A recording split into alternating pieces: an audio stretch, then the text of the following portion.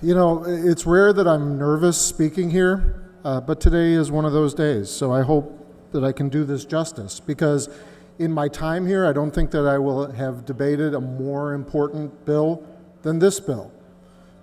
This is about who we are as a people.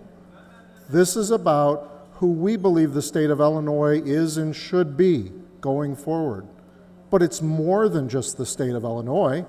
It's about the United States of America, and quite frankly, I believe it's about the planet.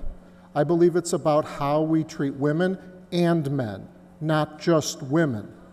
There's a very famous quote from Dr. Martin Luther King Jr. that says, the arc of the moral universe is long, but it bends towards justice.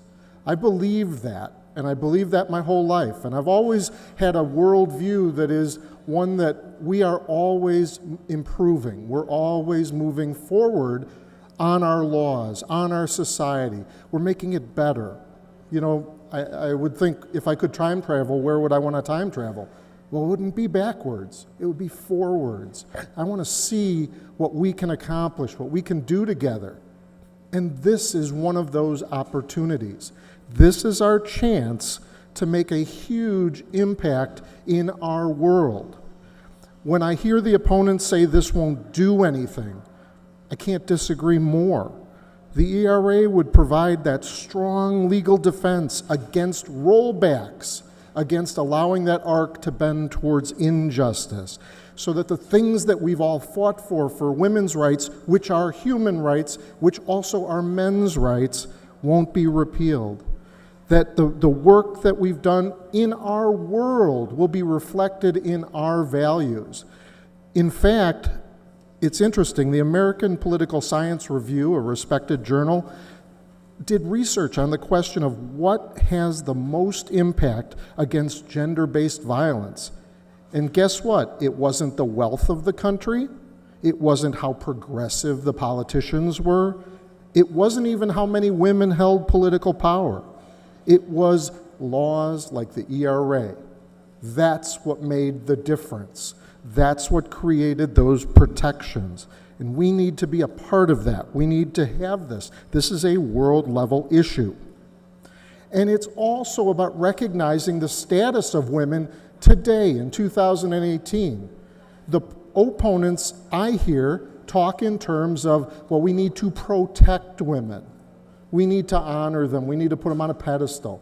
Well, I don't want to do that. I want to empower them, because the better they are, the better we are as a people. And they're fully up to the challenge. They don't need my help or my protection. They can do that for themselves. They can handle our world, and quite frankly, a lot of times I think they make far better decisions than I do. Now, when we hear some of the critics talk about abortion and talk about the elimination of all distinctions based on gender, I can tell you with absolute certainty both allegations are false. Yes, there have been cases out there, one in Connecticut and one in New Mexico in particular, but those cases were decided on the term medical necessity, because those states had changed the definition of medical necessity, narrowed it to the point where it was no longer medical, it was political.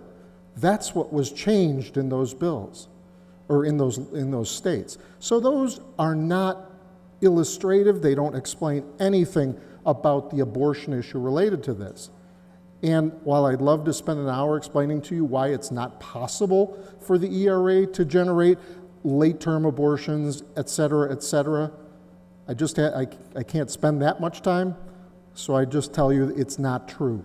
And the distinctions based on gender will continue to exist. They just are subject to a strict scrutiny review. This isn't about women. This isn't about men. When we equalize ourselves, we're all better as a result. Ladies and gentlemen, this is probably the most important bill I think we're going to ever do, certainly in my time. I ask you to vote yes. I ask you to recognize this isn't about those distractions. This is about the rights of all people. Please vote yes.